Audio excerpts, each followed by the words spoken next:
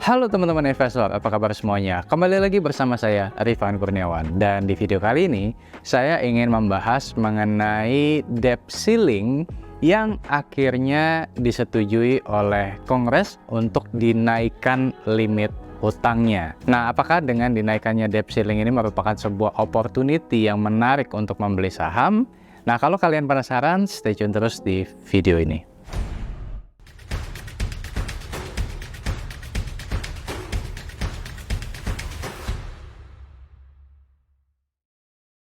Yes, jadi akhirnya pemerintah dan Kongres US ini udah sepakat nih untuk menaikkan limit hutang Amerika Serikat. Nah, kita tahu bahwa belum lama ini pasar sempat dilanda ketidakpastian akibat hutang Amerika Serikat yang mencapai 31,4 triliun US dollar. Jika saja usulan kenaikan plafon hutang ini tidak disetujui oleh Kongres, maka AS berisiko gagal bayar dan bisa berdampak pada perekonomian global. Oh ya, saya juga sempat bahas ya mengenai debt ceiling ini di video sebelumnya, dan di video tersebut saya mengatakan bahwa saya yakin Kongres Amerika Serikat ya pasti akan menaikkan debt ceiling ini. Kalau kalian belum nonton videonya saya taruh juga di kolom deskripsi. Nah, anyway, sebelum kita membahas opportunity ya setelah pemerintah AS menaikkan limit hutangnya, kita coba throwback dulu ya mengenai kebijakan Amerika dalam kenaikan limit hutang ini. Nah, kita tahu bahwa Presiden Joe Biden dan mayoritas anggota DPR-nya ini berasal dari dua partai yang berbeda dan memiliki pandangan politik yang berbeda juga. Walaupun memang mayoritas anggota DPR Amerika Serikat ya ketika rapat di Washington DC di 31 Mei 2023 lalu ini menyetujui rancangan undang-undang atau RUU tentang plafon hutang.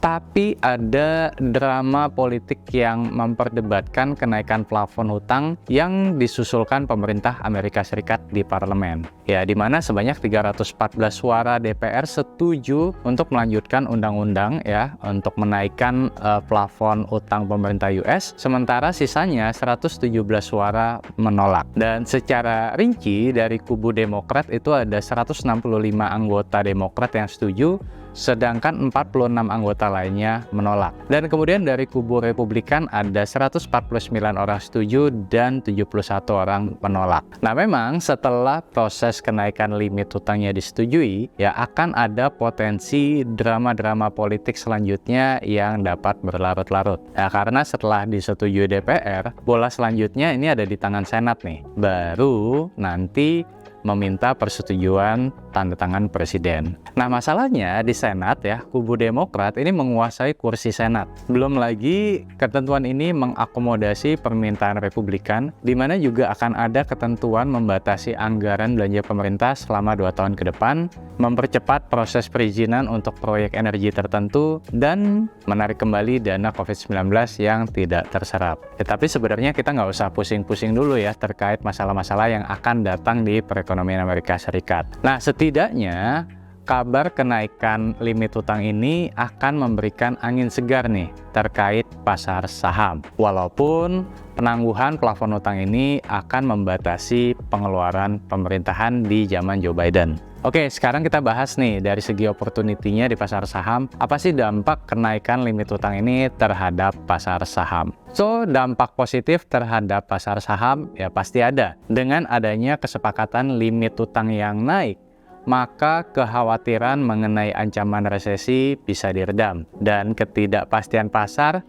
besar kemungkinan juga sudah teratasi. Nah, perhatian pasar ya kini mulai beralih ya ke rapat FOMC di 13-14 Juni 2023. Nah, jadi dengan berakhirnya drama debt ceiling, maka investor akan mengurangi exposure terhadap safe haven aset dan mulai kembali untuk masuk ke aset seperti pasar saham. Akan tetapi, memang ketika plafon hutang dinaikkan, kemungkinan dolar akan menguat sehingga melemahkan mata uang rupiah. Ya, tapi setidaknya at least pasar saham sudah bisa bernafas lega. Nah, hal ini ya bisa membuat pasar saham US kembali menarik untuk dikoleksi nih. Ya bukan karena IHSG yang tidak menarik, akan tetapi market saham US yang akan bergerak terlebih dahulu ya mengikuti katalis dari kenaikan plafon hutang. Dan for your information ya, setelah Kongres Amerika Serikat ya sepakat untuk menaikkan limit hutang US, ya bursa Amerika ya mulai mengalami penguatan ya dari Nasdaq, Dow Jones maupun S&P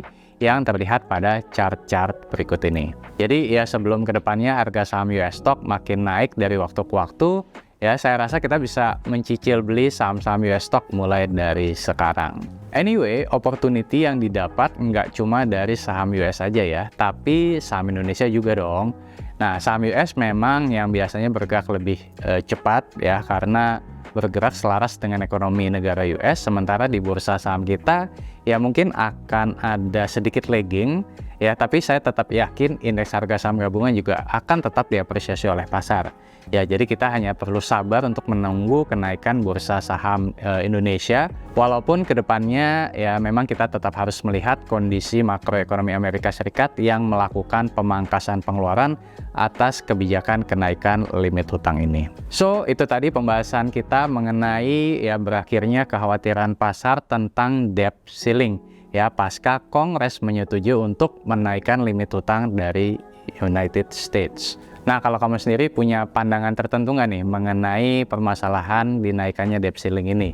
Kalau ada, ya silahkan tulis pendapat kamu di kolom komentar. Nah, kalau kalian suka dengan video ini, seperti biasa jangan lupa untuk klik like, subscribe, share, dan yang paling penting jangan lupa nyalakan notifikasinya supaya kalian nggak ketinggalan video-video saya yang lainnya. Akhir kata, salam dari saya Rifan Kurniawan, Indonesia Value Investor. Sampai jumpa di video berikutnya. Bye-bye.